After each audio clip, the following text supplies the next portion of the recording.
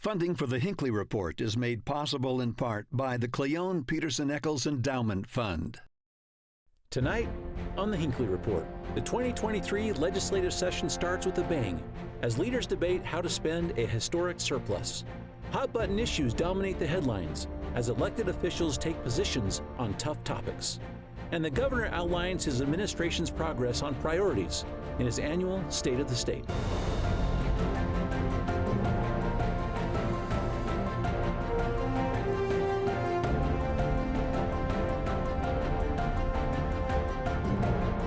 Good evening and welcome to the Hinckley Report. I'm Jason Perry, director of the Hinckley Institute of Politics. Covering the week we have Michelle Quist, columnist for the Salt Lake Tribune, Ben Winslow, reporter with Fox 13 News, and Saige Miller, politics reporter with KUER. So glad to have you with us. The first week of the legislative session is almost behind us, and a lot of big bills, a lot of interesting topics. But I want to, before we get to those specifics, Michelle, I want to talk about the pace. It's interesting. Sometimes you have a slow ramp up, you know, you hit the end and big stride. It happened quick this time. They are off to a gallop, and they are, you know, they've got their enemy in sight. They're not saving the Great Salt Lake. They are not protecting, you know, against abusers. They are not. They are ready.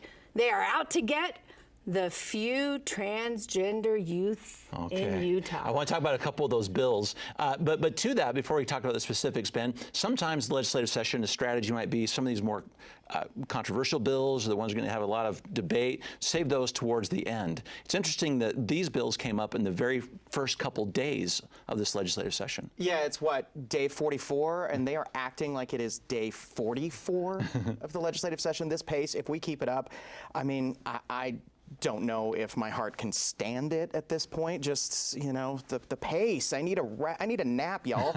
But I wonder if this is by design, because when you think about at the end of the last session, the last night was eaten up by that debate over transgender student athletes. And that was a very controversial bill, and it languished for weeks with will they, won't they, what are they gonna do? And a lot of bills died on the floor that night. A lot of bills that are back this year. And some lawmakers are a little bit salty about that, you know, they had good bills that could have passed last year. Now they got to run them all over again. And so you wonder if they're going to do this. Let's just rip the Band-Aid off. Let's get these contentious issues dealt with, because you have bills dealing with transgender youth. You have bills dealing with school choice, teacher salaries.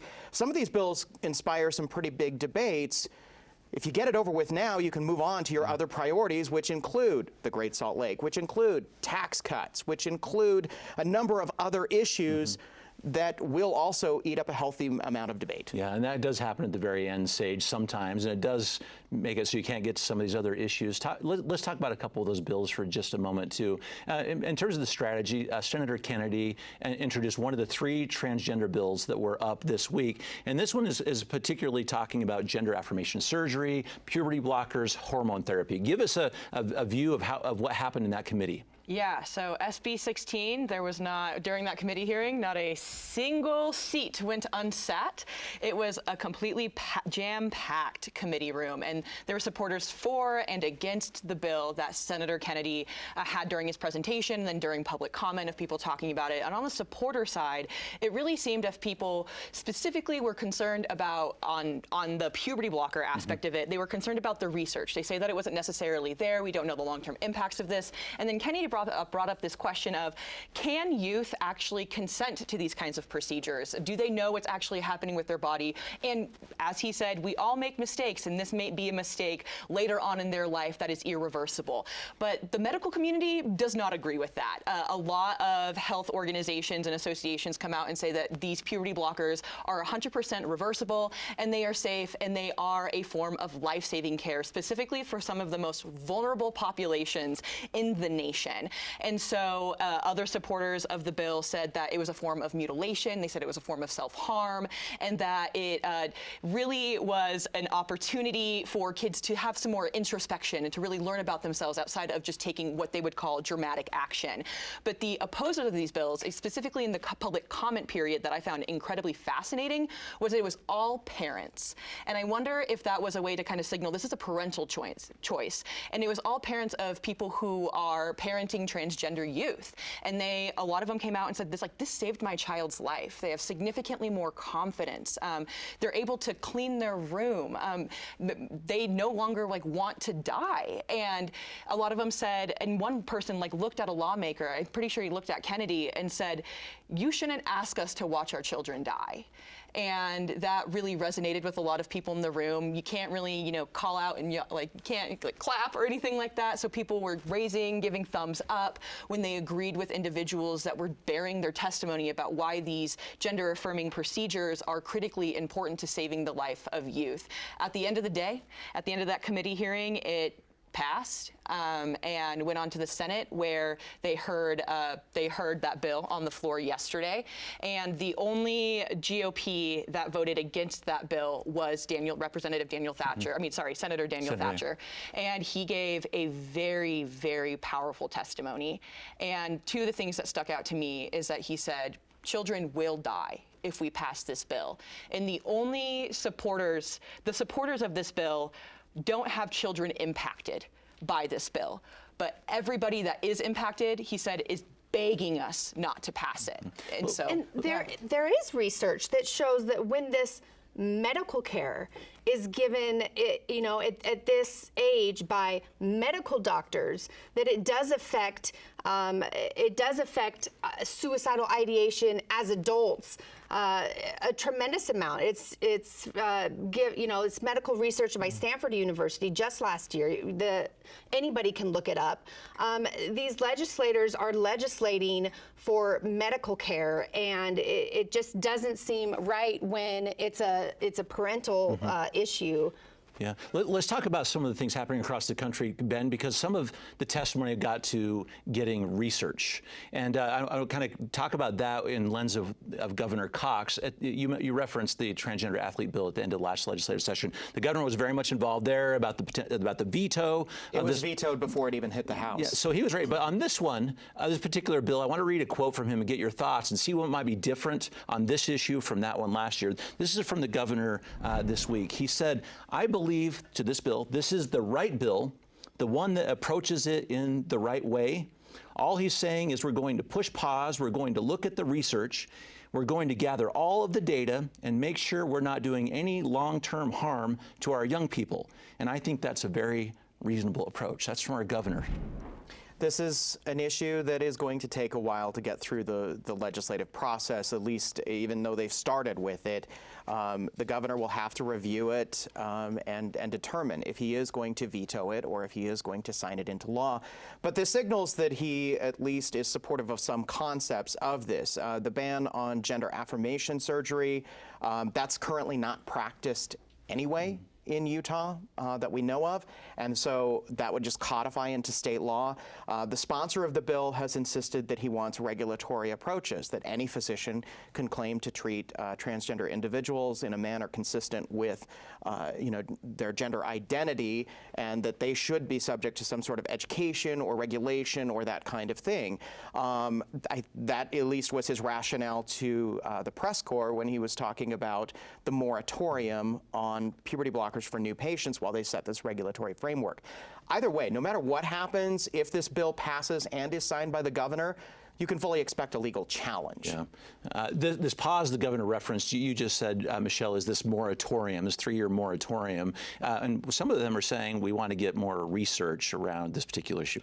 I don't know why legislators are inserting themselves into medical care. A 3-year moratorium based on research. There's no research that will ever convince these legislators to allow this type of care. I think it's a ruse. I don't think they'll ever allow it, and I think that I think it's I think it's a ruse. And I think that this messaging is a little bit off as well, that there's no regulatory standards, that anybody can practice transgender health care. From parents that I've talked to that have youth going through these process, it's very grueling. They have to go to therapists, they have to go to multiple doctors, they have to spend a lot of money. So it's not like they walk into an office, they say, hey, I want to transition, and they hand them these hormones. It's not like that. It's a very grueling process that does take a lot of time and can be very traumatic for the person going through it. So it's not, they're not giving it out like candy. Do we trust the medical community or not? I don't understand. So this gets to a couple other points, because there were other bills dealing with transgender students, and one was dealing with school districts, Ben. This was an interesting one here. This is Senator Todd Weiler. Had a first draft, which is, it got to students and their pronouns in school, how they want to do their personal pronouns. There was a bill, his first draft would require parental consent for a minor to change their pronouns at school. Some changes happened to that bill that made it more agreeable to many. Some changes. The bill just basically got gutted. It started out where a teacher couldn't call a student by their preferred pronouns or the preferred name if they had one that they wanted to go by, not without parental consent. But what it has turned into is just reaffirming that parents have a right to know what's happening with their kid in the classroom. So a parent could call up and say, hey, just want to know, is my kid okay? What's happening with my kid? What's going on? And it now basically affirms that school districts can't actively work to block that. Schools can't say, well, we're not going to tell you anything, or like, it just reaffirms that right. But teachers, at least on the surface of how I read the bill, it looks like they can still, treat the child as they'd like to be treated. Go ahead, Michelle. Are we small government or not? I'm so confused. Why are we writing bills to reaffirm things that already exist? I mean, first it seemed like we were legislating about pronouns, which is ridiculous. Teachers have, make safe places for students. We want that to happen. We don't need to legislate about pronouns. At least, Senator Weiler recognized that his bill was stupid and he gutted it. I'm glad, but we don't need to reaffirm that parents can call schools and find out what's going on. We're small government. Let's keep that principle in mind. Okay, so one more connection. Saige, you have a comment before? Yeah, and just to kind of piggyback off of that is that Maslow's hierarchy of needs, right, which is somebody that in the committee hearing when the bill was being presented brought up as an educator of, in order to create a healthy teaching environment for students to learn, they have to have a safe space. And I was a debate coach for 5 years, and I had a student that went by a different name when I saw them than they did at home. And it wasn't that they didn't feel safe, it was just they were exploring their own identity, and it wasn't really my place to tell their parents, hey, your child is going by this name here and not at home. And eventually they came out and they were embraced with open arms, and they go by that name now indefinitely. And that's great for them, but it was my job as a debate coach to make sure that they felt safe as I was teaching them, as I was taking them on these debate trips. Mm-hmm. Ben, one more in this theme here is from Senator Dan McKay. It was whether or not you can change the gender on your birth certificate until you cannot change it until you turn 18 years old. This one passed. This also passed. This seems to be in response, at least partly, to the Utah Supreme Court ruling about gender marker changes. This was a case that the Supreme Court sat on for years because they were waiting for the legislature to do something. The legislature never did anything, and the issue there in that case, just a quick primer for everybody, is that there were certain judges that would or would not grant gender marker changes, depended on you rolled the dice and which judge you got. There was no uniform policy. The court wanted a uniform policy because these two transgender individuals sued and wanted the right to be able to do that because they happened to get the judge that didn't want to do it. So the court was waiting for the legislature to do something. The legislature didn't do anything. So the court finally ruled, and the court said all judges have to grant these things. What this is doing is, at least somewhat in response, is setting guardrails and saying that as youth, as minors, you don't get the ability to do this. I can't help but wonder if that may also present a legal challenge, especially when it comes to driver licenses and other documents that you do rely on a birth certificate for. One more big issue, abortion. And I'm going to put that as the general category because there's a bill that you might not think is necessarily just connected to abortion, but it is. So as our attorney here on the panel here, Michelle, I'm going to talk to you about this. This is Representative Brady Brammer brought up a bill this week. We talked about it a little bit on the Hinckley Report last week, changing the rules of civil procedure about what can happen with a preliminary injunction. Talk about the restrictions that would go in place with this bill. So to get a TRO and a preliminary injunction right now in Utah, you have to go and prove that certain things, including that you could prove your case when it eventually comes when it eventually is heard. Right now, the abortion bill is under a preliminary injunction or a temporary, a TRO. This bill would say that all preliminary injunctions, all cases that are under preliminary injunctions have to be re-reviewed. They have to be re-reviewed. You have to go in, they have to be re-heard in front of a judge, and you have to show that it can be proved. It takes out one of the standards. Yeah. It takes out one of the standards. And what happens is that instead of just, I'm not explaining this very well, obviously, but it takes all of the cases that are under a preliminary injunction instead of just the abortion So case. let's think about why this would be the case, Ben, because it's a retroactive bill. So the new standard would be can't grant a temporary... Not quite so retroactive as it used to be. It was amended, but you can, as a party, as the losing party, go back and say, hey, Judge, are you sure you sure? So there's that possibility. But the standard here would be the judge would not be able to grant the preliminary injunction unless there was a substantial likelihood of success. And this going back to some extent is kind of what Michelle's talking about as well. Yeah, but there were like tens of thousands of cases, and they would all have to be reheard. It would put the court system in ruins, right? Because all of these cases, and we're talking about stalking injunctions that currently affect women and children, all of them would have to go and be reheard, not just the abortion case. All of these cases that are currently under preliminary injunction, all of them would have to be reheard. The courts can't handle that. So because these legislators want the abortion case to be reheard, all of the cases would have to be reheard. It can't happen. And it just can't happen.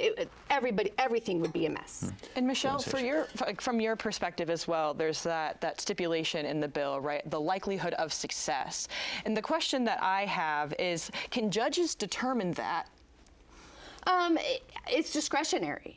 It's hard. Right now, the standard says, right now the standard includes a more discretionary factor, and what the bill does is it takes out that discretionary factor, and it says, and it just includes this one. There are a lot of groups that have a lot of concerns with this particular piece of legislation. Every attorney in the state. Not sure how far this is going to get in the overall legislative scheme of things, just given how many different organizations are weighing in on this. The Utah Medical Association spoke about this, the Salt Lake County District Attorney's Office, the Administrative Office of the Courts, while taking no position on the bill, did express concerns about the impact of the legislation.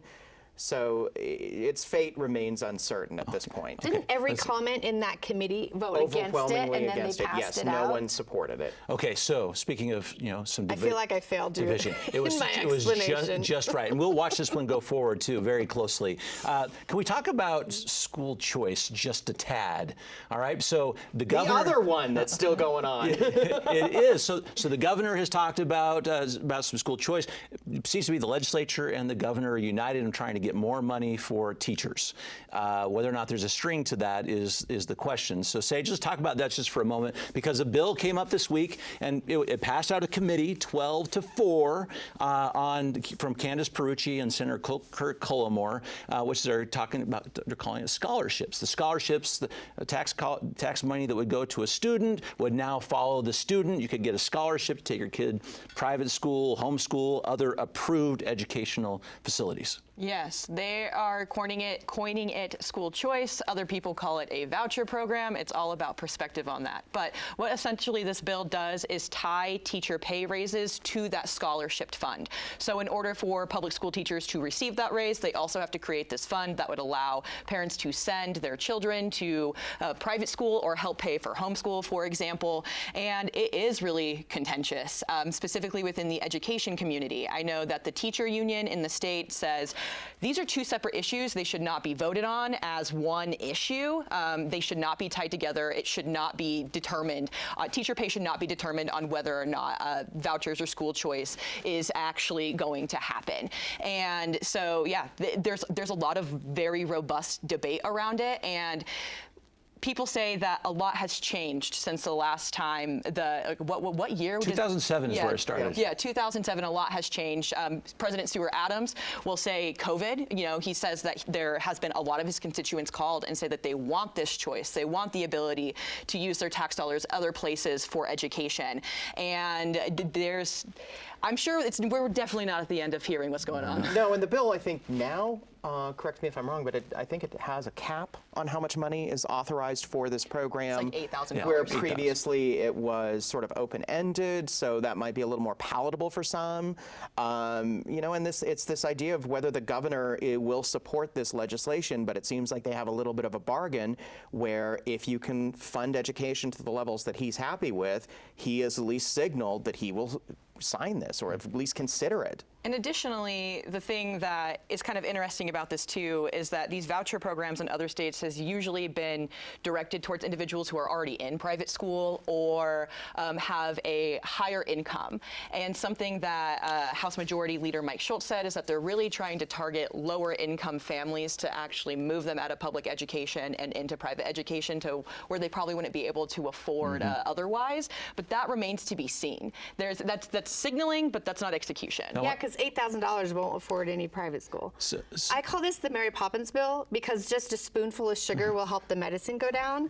Listen, if you think that your bill is a good idea, let it stand separate and see if it will pass. But they won't. They're adding it to this money, you know, this extra raise for teachers because they want to see if, you know, because they're adding sugar to their poison. So to that amount, to the money, so our viewers know, it's $200 million is what currently designated for salary increases and $42 million for the scholarship overall. Those are some numbers we'll be watching. The teachers deserve that raise separately. So a couple other issues I want to get to as well, just because so many people are weighing in this week. A new state flag. I want to show a picture so our viewers can see the new state flag. So as we talk about this, because a lot of people are weighing in on this flag. There's the old flag and the new flag. So this is Senator Dan McKay.